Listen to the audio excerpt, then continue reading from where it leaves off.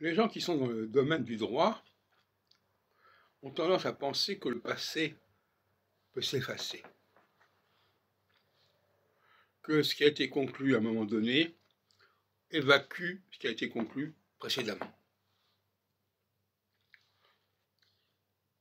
et que le présent va déterminer, va fixer le futur. Voilà un peu la mentalité des juristes et des avocats. Or,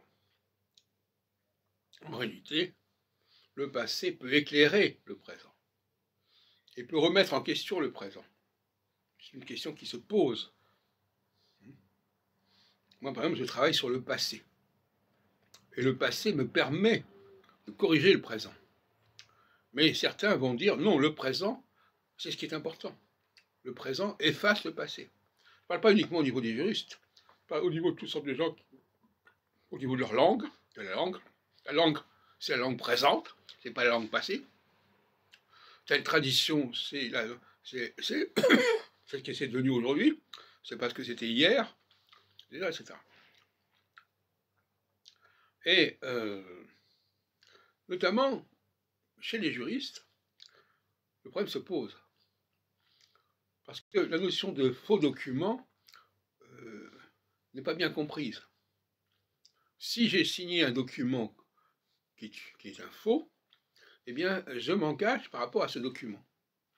Même si on peut prouver qu'il y a eu des erreurs, que ça a été mal compris, que ça ne pouvait pas être comme ça, parce que c'est contradictoire avec ce qui avait été déterminé avant, c'est pas grave.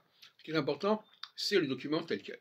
Autrement dit, beaucoup de gens sont dans le domaine de l'espace et non pas du temps. Ils veulent savoir comment une décision s'applique, comment elle se développe, et ils ne veulent pas savoir quelle est la genèse de cette décision, comment on est arrivé à cela, et de quelle façon on y est arrivé correctement ou incorrectement. Les avocats de base n'aiment pas trop fouiller le passé.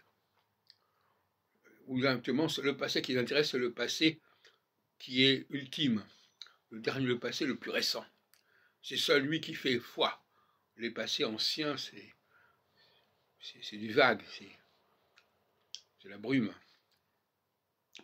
Voilà, donc voilà comment je voulais vous dire ça, savoir que les avocats